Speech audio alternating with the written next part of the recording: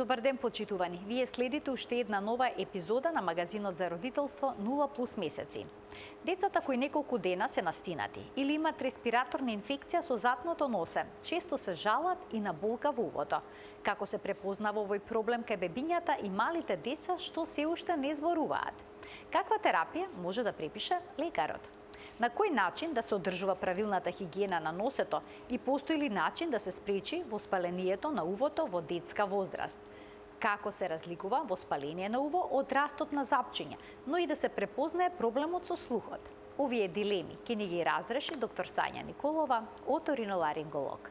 Разговорот ќе следува веднаш по рекламите, а ќе имате можност и вие да се вклучите со ваши прашања во програма. Се гледаме набрзо во студиото со гостинката.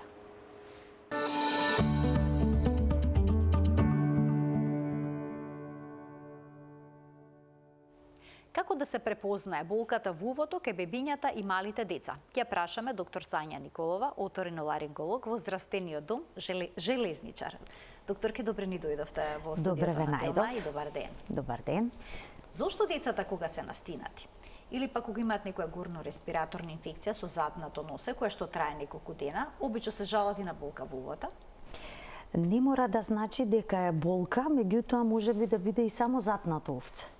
Бидејќи затнатиот нос ни ја затнува и евстахиевата туба, која што всушност е комуникација помеѓу носето и увото, и дечињата знаат да измешаат дали им е затнато увото или ги боли увото, меѓутоа секако ќе осетат дека нешто се случува со увото што не е вообичаено. Значи или помалку слушаат, или им е затнато, чувствуваат како да имаат секрет во увото, како водичка, но може и да имаат и болка во увото. Децата кои што се поголеми, обично знаат да кажат што ги мачи. Но како се препознава болката во увото кај малите бебиња и кај бебињата и кај малите деца? Значи, болката во увото е многу силна болка. Тој што почувствувал болка во уво, знае што значи кога го боли увото. Така да едно мало бебе кое што има проблем со воспаление на увцето, има силна болка, бебето плаче, значи е вознемирено, одбива да цица, односно да јаде, бидејќи со секое голтање се отвара евстахиевата туба и пробува да влегува воздух низ тубата, така да секое голтање за нив е болно, особено кога ќе го легнете во лежачка положба. Децата што се на шише со млеко, кога ќе ги легнете и кога ќе им го дадете млекото да го цицаат шишето, тогаш ја имаат најсилната болка. Значи, бебето е вознемирено, плаче, ги фаќа ушињата, се врти, мајката секако ќе примети дека нешто се случува со бебето, а особено што одбива да јаде. И може да има и дополнителни симптоми, покачена температура, нели, над 38 степени и е целосно вознемирено, ноќе не може да спие, постојано плачот е болен на бебето. Се разликува и плачот на бебенцето. А зошто понекогаш малите деца постојано го пипкаат увото? Поврзано ли е тоа со некаков проблем? Значи, во таа возраст започнува и откривањето на деловите од телото, така да не значи дека чепкањето на увцето дека има некаков проблем со увото. Не секогаш ако го фаќаат увцето, значи дека нешто имаат мака. А дали болката што се јавува во увото понекогаш може да потекнува и од растот на запчињата, односно од вилицата? Секако. Значи и растот на запчињата може да ни дадат болка во увцето, но тука се разликува, веќе може да разликуваат родителите. Значи, болката на запчињата е интензивна, но краткотрајна, за разлика од болката во увото кога бебето ќе плаче постојано цела ноќ, например. Понатаму телесната температура е покачена на 38, што со запчињата може да имаме покачена температура, но не толку висока. Исто така се приметува поголемо легавање кога растат запчињата, додека кај болките во увото имаме и горно-респираторна инфекција, односно затнато носе, течење на секрет од носето, мрсулчиња, значи една општа здравствена состојба која што се гледа дека е нарушена кај бебето и кај малото детенце. Докторке, како се прави разлика во симптомите помеѓу воспалението на надворешното уво и на средното уво? Значи, еве вака, накратко да објаснам дека нашето уво е составено од 3 дела. Можеме да видиме и сликата, Може да ја која што видиме ќе сликата. илустрира точно како изгледа градбата на увото. Така да, надворешното уво ни е слушната школка, односно аурикула, и надворешниот слушен канал. Овој дел од надворешното увце значи служи за прибирање на звучните бранови, за да можат да се однесат кон средното уво. Така, јас ќе побарам од режија да ја видиме сликата како е градено увото, за да биде сето ова појасно што ни го кажува докторката. Сега, средното уво започнува со ушно тапанче. Тоа е една многу мала тенка мембрана, која што е всушност граница помеѓу надворешното. Еве сликата, можеме да видиме во помеѓу програмот. надворешното уво и средното уво. Од средното уво започнува со слушното тапанче и тоа е една многу малецка шуплина од 5 до 8 милиметри, која што е исполнета со 3 слушни ковчиња. Тоа се најмалите ковчиња во човечкото тело. Овие ковчиња имаат улога, значи да го пренесат вибрациите кои што се јавуваат на слушното тапанче од звучниот бран и да ги пренесат до внатрешното уво. Додека еден дел што го има средното уво е ова што можете да го видите под број 7, тоа е Евстахиевата туба, односно таа е комуникацијата помеѓу средното уво и горниот дел од грлото, односно позади носот. Ова Евстахиева туба има улога, всушност, оној секрет кој што ни се собира во средното уво преку оваа туба истекува преку носот, меѓутоа уште една улога има, а тоа е изедначувањето на атмосферскиот притисок, оној што е внатре во нашето тело и оној што е во надворешната средина. Така да ние кога се симнуваме од планина, знаеме дека ќе ни се затне увото. Или кога се возиме во авион. Или во авион, исто така. Значи, кога имаме промена на атмосферскиот притисок, ние со голтање, со зевање, всушност ја отвараме оваа слушна туба и на тој начин навлегува воздух во неа и тој воздух од носот, позади носот, се изедначува со воздухот што го имаме позади тапанчето, односно со атмосферскиот притисок. Сега, под било која причина, значи да се јави оток на оваа слушна туба, дали тој бил оток кој што се јавил поради настинка, вирусна, бактериска инфекција, алергија некоја, во тој случај нас не ни е овозможено изедначување на атмосферскиот притисок. И тој воздух кој што се наоѓа во средното уво ќе биде ресорбиран и се создава негативен притисок, вакуум. И ќе дојдат и ќе речат затнато ми е увото. Голтам, се правам, докторке, да не имам ушна маст. А ушна маст нема. Се е во причината кога станува збор, значи за затнат нос и затната Евстахиева туба, односно слушна туба.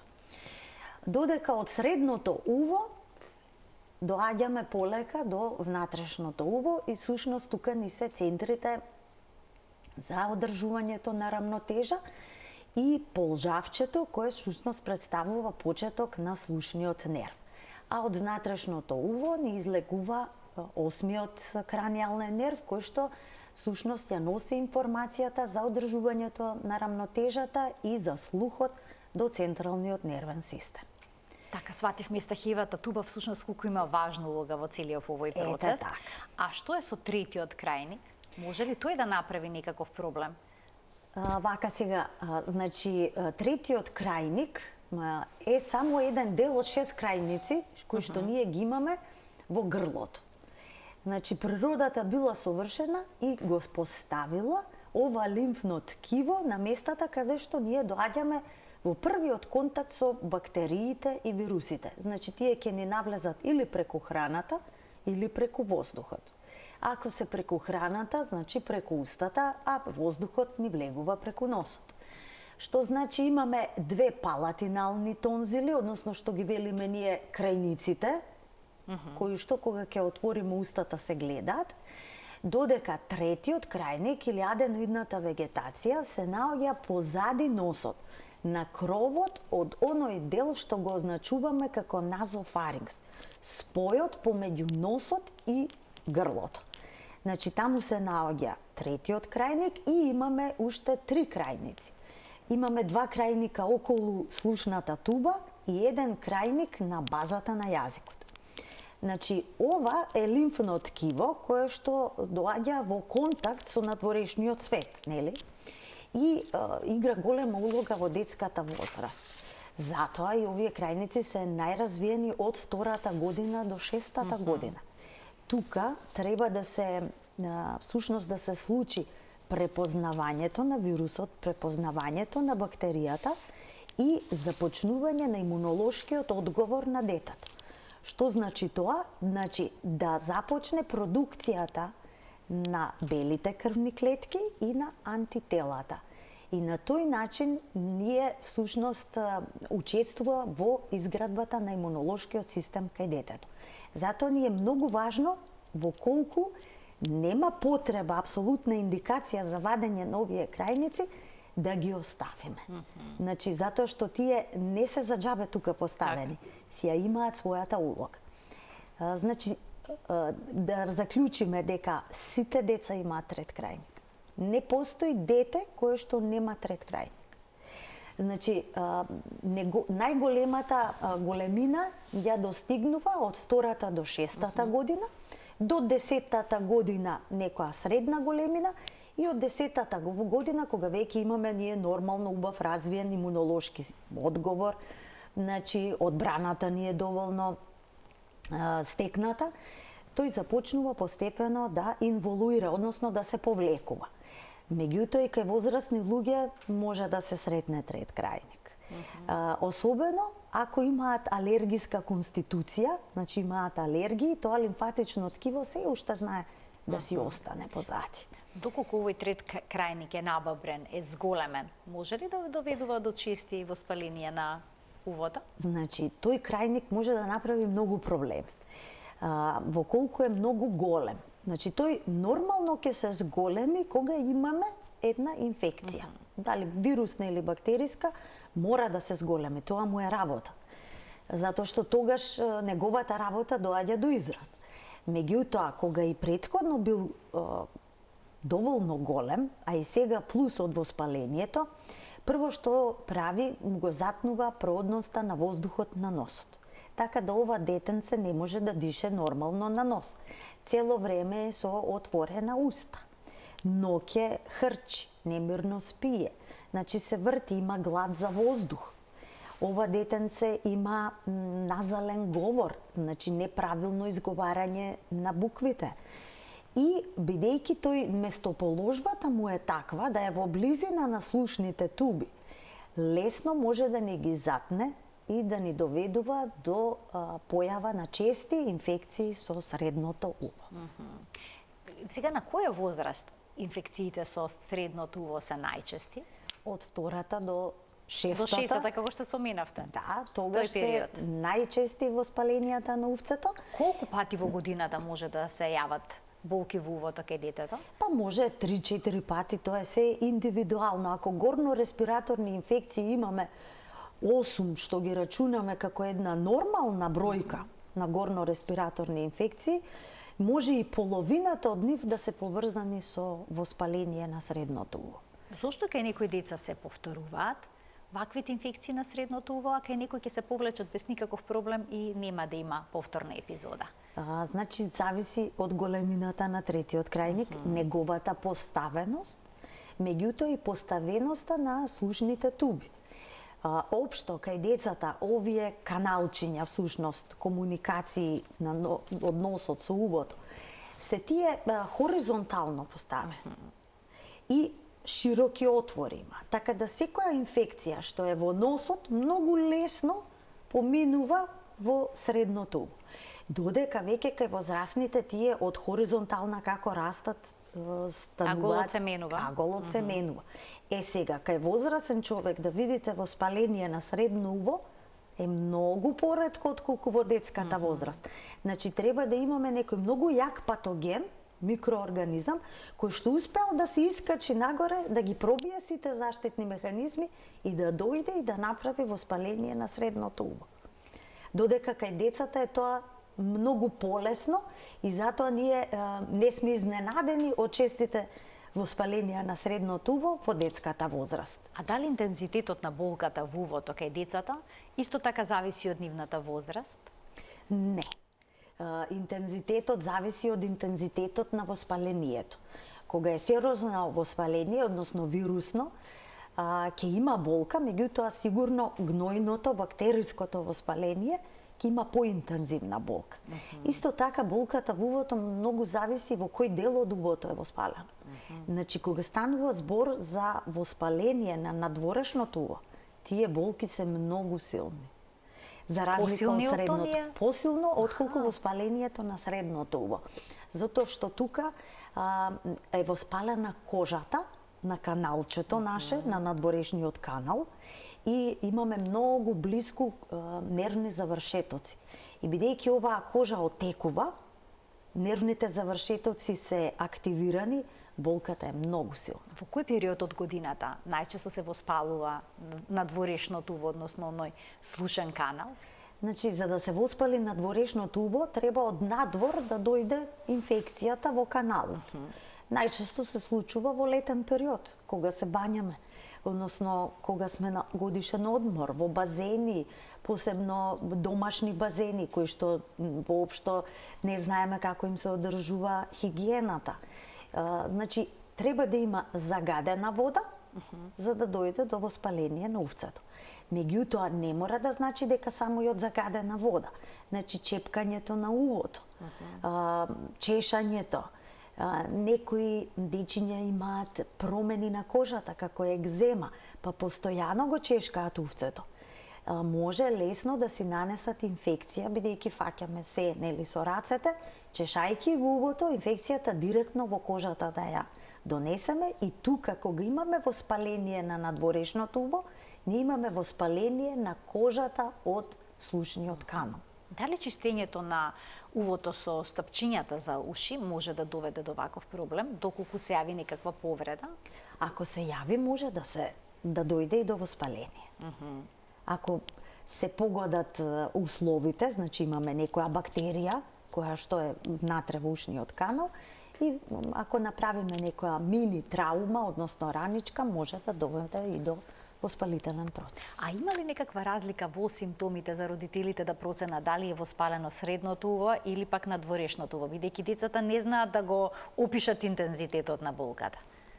Значи, прва и основна разлика, и голема разлика, кога имаме воспаление на надворешно уво, вие не можете да му го пипнете увото на детето. Значи, секоја манипулација со увцето, вие му го мрдате каналот и тоа многу боли. За разлика од средното уво, кое што вие може да ја фаќате ушната школка, нема да предизвикува зголемување на болката.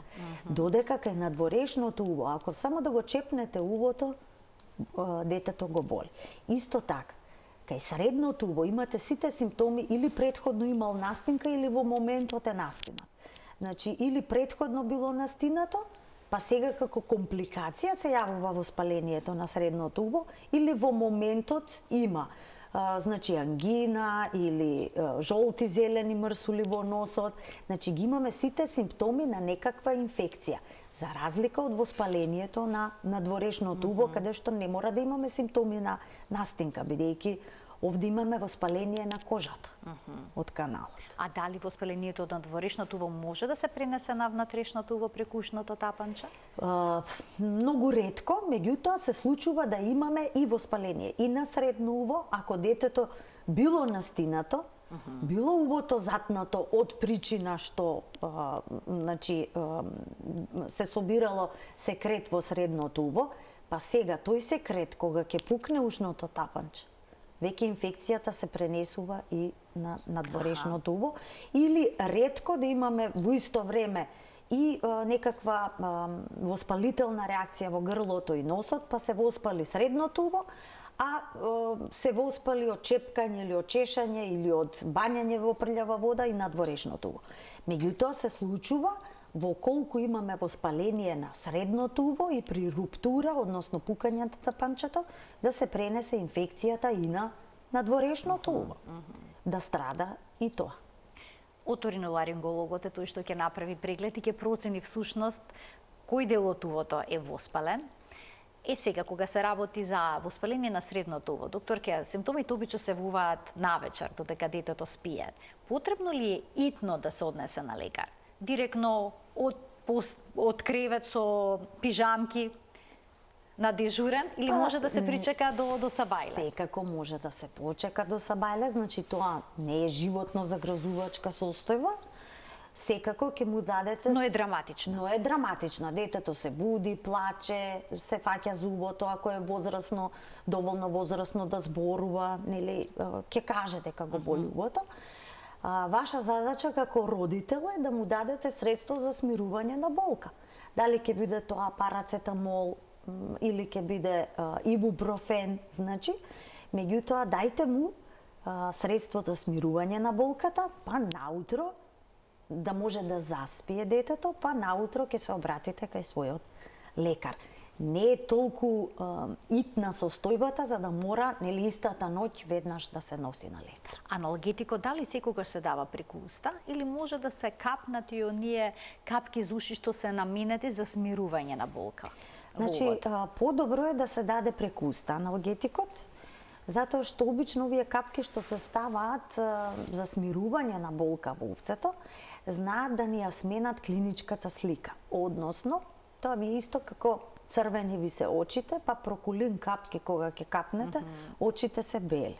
Така и тие капки, кога ќе ги капнете, настапанчето ни изгледа сосема здраво, а то пред 15 минути било сосема црвено и може да има забуна кај лекарот, да рече нема воспаление, а всушност капките да ја скрија таа клиничка слика. Иако во поново време имаме капки за болка на нашиот пазар, кои што не ја менуваат сликата на ушното тапанче. Но сепак е подобро да се даде системски аналгетик системски аналгетик смирување. За да се смири болката, ќе делуваме и на температурата, и антиинфламаторно во колку се даде ибупрофен, тој има и противоспалително дејство, така да подобро би било да се даде на уста отколку локално. Значи, прво и не знаеме што се случува во увото, за да ставите капки. Може увото тече, протекло. Ако е дупнато тапанчето, ако е пукнато, смее да се стават капки во увото? Смее да се стават, но антибиотски капки и со локален кортикостероид. Тогаш има и цел ставањето на капките. Тие капки можат да навлезат во средното уво. Воспротивно, ако имаме воспаление на средно уво, а ставаме антибиотски капки, тие од слушното тапанче воопшто не може да допрат до средното уво. Не навлегуваат. Не навлегуваат, затоа што тапанчето им е како бариера. Капките имаат улога, антибиотски капки, кога ги ставаме при воспаление на надворешниот канал, односно на надворешното уво, и во колку станува збор за веќе воспалено уво со протекување на секретот во каналот надвор. Односно, кога имаме перфорирано тапанче, па гнојниот секрет, тоа е природен начин на излекување на воспалението на средното уво. Тоа страшно ги вознемирува родителите, ако разбера дека пукнало ушното тапанче и од средното уво истекува некаков секрет. Знаете како... Изгледа како да е гноен.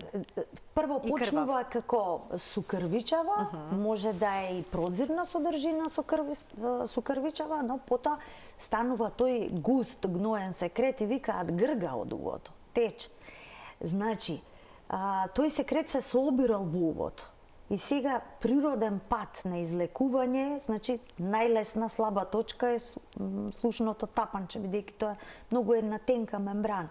Тоа пука и гнојот се истекува надвор. Значи тоа е еден природен пат што природата подобро таму да истече гнојот отколку да отиде нагоре во главата. Така. Значи дете едно кое што има силни болки во увцето и одеднаш престанува да се жали на болка, можно е дека во моментот си перфорирало тапанчето, пукнало и почнало гнојот да истекува, а на детето симптомите му олеснуваат. И сега, за да тоа тапанче си се затвори и си се врати во првобитната положба, мора инфекцијата да се излечи. Додека имаме инфекција, ќе тече гној и не ќе може да се затвори тапанчето. Значи не е ништо страшно, кај дечињата се случува. Нели, непрепознаено, да не се пожали на болка, само одеднаш да каже родителот, плачеше и нешто почна да му тече од увото. Што значи дека не е страшно, се лекува. Даваме антибиотик, даваме капки антибиотски во увото, спреј, капки во носето и нормално, постепено ќе се затвори ушето. Како ќе престане инфекцијата? Во детскиот организам сите процеси на зарастување се многу полесни отколку кај возрастен човек. Ќе ги вклучиме гледачите од овој момент. Почитувани, емисијата е контактна. Можете да се јавите на телефонскиот број кој што испишан на екранот. Доктор Сања Николова, оториноларинголог од Здравствениот дом Железничар, е гостинка во студиото на Телма и таа ги разрешува бројните наши дилеми поврзани со оваа состојба, но секако ќе даде одговори на сето она што вас ви интересира и ве засега, а е поврзано со здравјето на вашето дете и увото. Ние продолжуваме понатаму, доктор, ке дали за воспаленост, средно уво. Секогаш терапијата е антибиотик. Вака сега, во колку станува збор за дете на возраст до 2,5 години, секогаш антибиотик. Тука дилема нема. Без разлика дали се сомневаме за вирусна или за бактериска инфекција, компликациите можат да бидат многу сериозни. Во оваа возраст дилема за антибиотик нема. Значи до 2,5 годишна возраст веднаш антибиотик. На 2,5 години може, во колку се сомневаме дека станува збор за една вирусна инфекција, да видиме како ќе се одвива. Значи ставаме деконгестивни капки во носот, да овозможиме полесна работа на слушната туба и тој секрет кој што се насобрал поради дисфункција на тубата во средното уво, постепено да истече. Инаку представува одлична средина, хотел со 5 звезди за бактериите, за развој на бактериите. И следиме, во колку имаме добра соработка со родителите, можеме да очекуваме дека детето ќе ни го донесат на контрола. Дури ако треба секој втор ден, секој ден, можеме да примениме wait and see. Нели, почека и види како ќе се одвива. Во колку не можеме да очекуваме соработка, нели, со родителот, во тој случај ќе дадеме антибиотик. Пред да продолжиме со останатите сегменти од третманот, ќе ги вклучиме гледачите со нивни прашања, ќе им дадеме предност. Добар ден. Добар ден. Повелете, во програма сте. Јас се извинувам што ќе поставам прашање за возрастна. Јас сум возрастна жена. Само многу слабо ве слушаме. Можете да разберете? Се извинувам, но ништо не можеме да разбереме во студио, многу слабо ве слушаме. Ајде уште еднаш да се обидеме. Мислам дека е проблемот до линијата. Јас сум возрастна жена. Добра. Дали ме слушате? Да, сега одлично ве слушаме. Возрастна жена сум и имам вртоглавица 5 месеци веќе. Пиев ценедил, билобил, бетасерк, еглонил и вртоглавицата никако не ми престанува. Правев анализа на крв, одев кај ендокринолог, кај кардиолог, кај невропсихијатар и вртоглавицата никако не ми престанува 5 месеци цели. А секој ден сум со терапија. И вртоглавицата ми е само главата кога ја кревам нагоре и надоле. Ако може, докторката, јас се извинувам што темата е за ви благодарам за бебињата и за вклучувањето во децата. програма. Отстапуваме од темата, ќе ги замолам следните гледачи да се држат до темата за која што говориме, бидејќи ова емисија е наменета за детска возраст, за педиатрија, изборуваме за проблеми со децата, но докторке, веќе кога го слушаме прашањето, можете да дадете неколку насоки. Вака, сега пациентката кажа дека е возрасна, што значи веќе имаме и старење на крвните садови. Тие не се доволно еластични.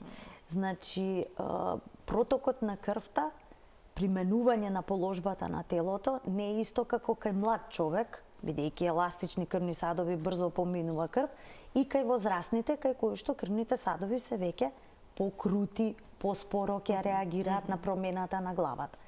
И кажа дека има проблеми со наведнување и со подигање и спуштање на главата. Значи, сепак треба да се види состојбата на вратот. Значи, вратната спондилоза многу често знае да направи проблеми со циркулацијата на крвта во централниот нервен систем и во колку треба да се испрати пациентката на физикална терапија, ако е можно, да се дадат лекови со кои што ќе се подобри циркулацијата во централниот нервен систем, за да може исто така и во внатрешното уво ќе се подобри циркулацијата, за да може пациентката да се спаси од да се го врати квалитетот на живот. Уште еден гледач ке вклучиме. Добар ден. Добар ден. Повелете. Вака, син ми има година и 10 месеци. Така. Во периодов ги вади сите 4 тројки и некако ги мешам симптомите на вадењето на заби, бидејќи е дете што тешко вади заби. Меѓутоа, од саботата има многу немирен сон, со влачење во сон на интервали. Вчера утрото приметив од устото како малку истечен секрет, што не е како што го опишете докторката предходно гноен или со сукрвица, туку е баш како ушната маст, меѓутоа надвор од устото. Ќе одиме на контрола кај матичен, но ми интересира дали е можно да е воспалено устото или се ова резултат на поврзано с некоја со забите. Исто така и од носето има прозрен секрет. Да немате само некоја прашање, докторке? Па не, вака сега. Знае да истече од увцето како ушна маст. И особено знае да истече кога децата качуваат покачена температура, кога имаат, и од топлината на телото да се стопи ушната маст и постепено да излезе од каналчето. И тоа не е чудно, значи, кај некои дечиња си тече ушната маст надвор од каналот, родителите треба само да ја чистат од се што истекло надвор од каналчето. Меѓутоа, ова детенце треба да се однесе на преглед, затоа што мајката кажува дека многу вознемирено спие. Година и 10 месеци, некогаш и за нас вака, додека не го видам увото, не можам да разграничам дали му е увцето или му растат забите. Многу трик прашање, нели, дали е уво или не е уво, меѓутоа за да бидеме посигурни, најубаво е да го однесе мајката на кај незиниот педијатар и педијатрите ќе си го видат увцето, во колку сметаат дека има потреба, ќе го испратат и на оториноларинголог. Докторке, кога бебето или пак детето има проблем со увото, со средното уво, дали е неопходно да се исчистат сите мрсулчиња од носот, да се запре секретот, да се употребат одредени капки, одреден пристап за да се елиминира тој секрет? Значи, секогаш проблемот кај нас во горните респираторни патишта и увото средно започнува од носето. Кога ни е чисто носето, се намалува и ризикот од појавата на воспаленијата на средното уво. Затоа е важно, нели, да се одржуваат проодни дишните патишта, односно преку носето.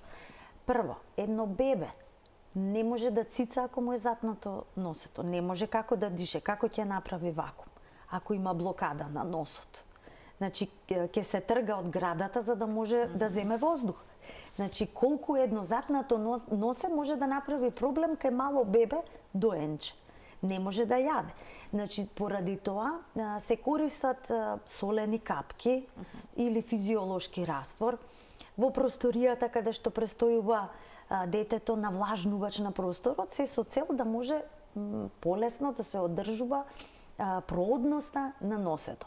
Сега постојат тие како пумпици што влечат, значи прво да се прсне и да се стават капки од физиолошки раствор или од морска вода и потоа со пумпица да се извлекуваат мрсулчињата надвор. За да можеме да имаме проодно носе. Многу важно, особено во таа доенечка возраст. А дали советувате да се употреби измивање на носето со физиолошки раствор, но со специјален шприц? Значи, тоа може да се направи, меѓутоа треба многу да се погоди положбата, аголот на кој што главчето ќе се стави. За да може од една страна вие да внесувате, а од другото носе да истекува. Значи, треба многу постепен млаз, не многу силен, може повреда да му направите на таа лесна носна легавица, дури аспирација и на секретот, во колку во моментот не го голтнели. Така да, побезбедно, во домашни услови, родителите со спреј да го чистат носето. И со аспиратор, како балонче, пумпица, да ги влечат мрсулчињата надвор. Има едни како правосмукалки што се Има, да. Сега ние, например, си имаме аспиратор кој што е, нели, го користиме во ординациите. Тој многу убаво ќе ги исчисти носињата. Меѓутоа, во домашни услови, ако постои таков рачен аспиратор, слободно може. Меѓутоа, безбеден е? Безбеден е, но меѓутоа прво да се стави течност во носето, за да може да се исплакне, а во колку станува збор и за морска вода, таа е хипертонична. Така да ќе ја влече водата, ќе го намали и отокот во носето, па бебето ќе може подобро да диша. Дури кога е многу затнато и внесете го и во купатило, пуштете врел туш, врела вода, па реата, значи самата влага ќе му го отвори носето. А од која возраст може да се користат капките за нос што создаваат вазоконстрикција? По упатството за употреба од производителите над 2 годишна возраст. И колку време може да се аплицира? По индикација наша, некогаш кога имаме јако воспаление на увото, ги даваме и 10 дена, меѓутоа 5 до 7 дена е препорачлива употребата, но ги даваме и во одредени ситуации кога ни е потребна таква деконгестија и 10 дена. Кога е воспалено надворешното умо, односно надворешниот канал, понекогаш родителите се обидуваат да стават капки во увото, но тие не може да пројдат. Зошто е тоа така? Затоа што каналчето е отечено, затворено. Значи, кожата ни е отечена и вие немате канал во тој момент. Значи, буквално нема канал, не гледат. Затоа ние ставаме, тоа се мали газички, шрајфни, кои што ги натопуваме со антибиотик и други медикаменти и постепено гледаме да ги внесеме, тоа е многу болно, но ако сакаме да му помогнеме, мора да го внесеме, значи таа мала газа во каналчето, па преку газата ќе навлегуваат, им кажуваме на родителите, преку газата ќе ставате капки, за газата, преку газата да може да навлезат начин. Инаку џабе не може да влезат. Нема канал, тој е сосема отечен, затворен. А помагат ли топлите облоги кога станува збор за болка во увото? Или пак народните лекови? Значи, за народните лекови... Чувар куќа е тука, најпопуларно. Доста често кога ќе дојдат кај нас на прегледи, кога ќе видам дека имаат нешто зелено во увото, знам дека е аплициран чувар на куќата. Вака, во здраво уво, ништо не може да му наштетат. Меѓутоа, болно уво што тече, и вие да му ставите чувар куќа, значи, ќе ја комплицирате работата. А додека пак, значи, од народни лекови сепак со резерва. Многу. А топлите облоги? Топли облоги обавезно кај воспаление на средно уво. Многу помагаат. Но не надворешно? Но не кај надворешното уво? Не. Кај надворешното не, но кај средното уво, да. Вака, значи, кога детето е болно и се жали на уво, дајте му аналгетик и ставете му топла облога на увцето. Ајде да ги слушнеме прашањата од гледачите. Добар ден. Добар ден, ќе се Повелете. наврзам на темата. На почетокот зборувавте за трет крајник, дека е поврзан исто со ушното тапче. Вака имаме бебенце од година и 2 месеци. Така. Цело време со запнато носе, отежнато дишење, немање на воздух при спиење, 2 пати за антибиотик пробавме, не се чисти. Сега кога можеме да откриеме дали се работи за трет крајник? Носено на повеќе мислења, да чекаме, едно мислење ми беше да чекаме само по себе да помине. Правев инхалација со дексазон капки, не помага. Цело време со запнато носе, има некогаш жолти сте докод носето, некогаш бели мрзучиња. Да имате прашање, докторке? Дали некогаш е видена големината на третиот крајник? Дали некогаш е видена големината на третиот крајник на преглед? Со ендоскопски преглед? Со камера? Мислам дека гледачката се исклучи, повеќе не во програма. Вака, значи, ова детенце треба да се однесе на преглед кај оториноларинголог и методата е ендоскопска. Дури ке мали од година дена на таков начин? Тоа се многу мали, па и да не соработуваат, сега ќе помогнат родителите, за да може да видиме дали колкава е големината. Некогаш се случува, тоа се огромни аденоидни вегетации, дури влегуваат во носот од позади носот. И комплетно му го блокира патот. Секогаш се стремиме да не се оперираат крајниците до 4-та година. Прво, децата се многу мали, губитокот на крв кој што настанува интраоперативно е многу важен да до 4-та година да не го правиме оперативниот зафат. Затоа што голем процент од крв ќе изгубат. Меѓутоа, во индикации, каде што детето буквално се гуши, не може добро да дише, се оперираат и мали бебиња. И од година и пол, и од 2 години. Значи, преглед кај оториноларинголог? Да процени дали постои толку голем третиот крајник, што навистина на тоа дете му пречи. Уште еден гледач ке вклучиме. Добар ден. Добар ден за следниот гледач. Се исклучил, добро. Продолжуваме понатаму. Докторке, што доколку кај детето, воспалението на средното уво се смирил, но има заостанат секрет во самото уво, во естахевата туба. Што понатаму? Значи, постои еден ентитет кој што го викаме како секреторен отитис медија.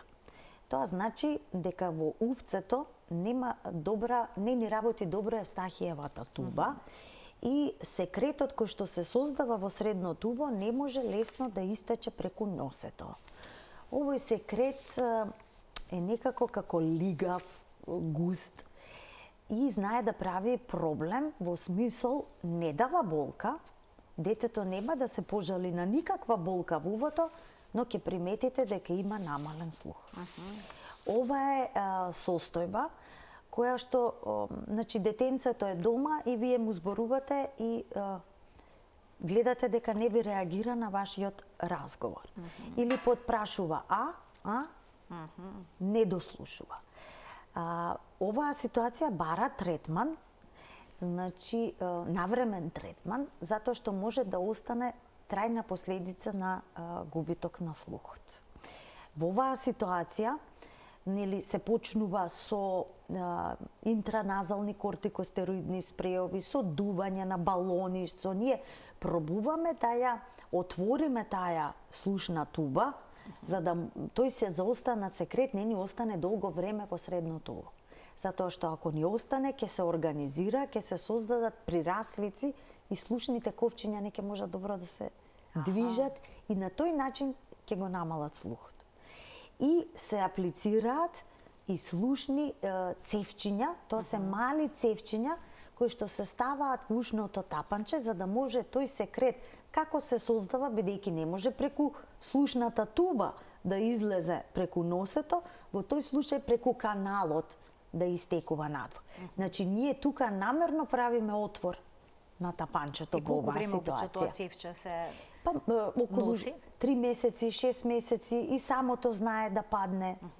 Оперативно се аплицира? Оперативно се аплицира, а во колку е поголемо дете, може да се аплицира и во локална анестезија, во колку е мало, се прави обично во еден акт, се вади и третиот крајник и се аплицираат слушните цевчиња. Дали родителите кои што го запишале детето во јасли или пак во градинка треба да очекуваат почести епизоди на настинки, но и на воспалено увце?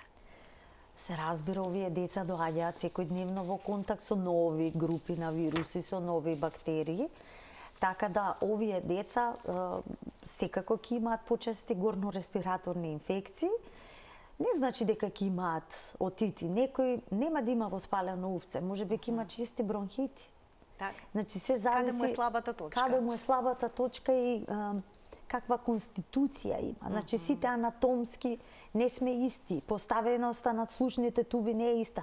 Имате дечиња кои што две деца ќе имате дома, братче и сестриче или нешто, едното ќе има чести воспаленија на уво, едното никогаш нема да има воспалено уво.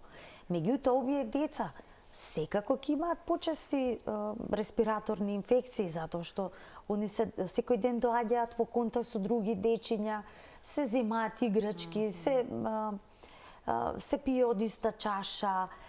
На тој начин и создаваат свој имунитет.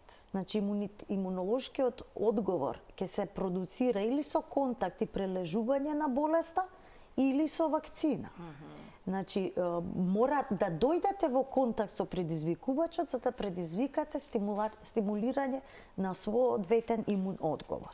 Докторке, а дали ќе помогне носењето шал и капа кога надворе студено?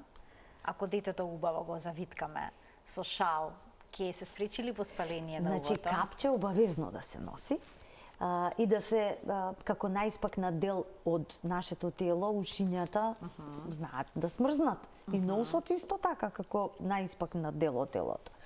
Сега, не значи дека треба скроз да не може детето да дише нормално. Сепак и тој воздух кој што го дише, ако е затворено и носот и устата, и тој воздух не е добар што ќе го дише, а во колку го забарикадираме комплетно. Поздраво да ладен воздух да диша, отколку оној што го издишува и го вдишува постојано, во колку го замотаме целот. Сега имаме загаден воздух и надвор, веќе и ние како лекари не знаеме што да советуваме на овој загаден воздух. И да предупредиме дека децата понекогаш знаат да стават некои предметчиња ситни во увото.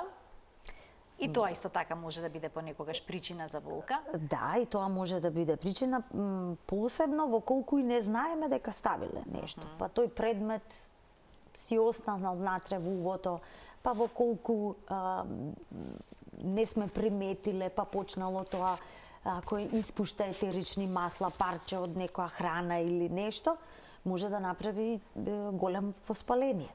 А може, и пикајќи различни предмети во увцето, да го повредат и ушното тапанче. Така да децата се и се што можат да стават во увото, мој совет родителите сами да не го вадат. Во таков случај веднаш да појдат кај оториноларинголог. Дали ќе се извади со посебни инструменти или само со едно испирање, ако е мек предметот, сунгерче, било што, можеме лесно и со испирање со водичка да го извадиме. Меѓутоа, ако е некој оштар предмет што може да повреди, дури и анестезија треба да му се даде на дете за да може предметот да се извади. Јас ви благодарам многу за вашето денешно гостување во магазинот за родителство 0+ месеци. Ви благодарам и на вас за поканата. Почитувани, ова беше се во денешната емисија. Ви благодарам за вниманието со кое што не следевте и ви посакувам пријатен ден.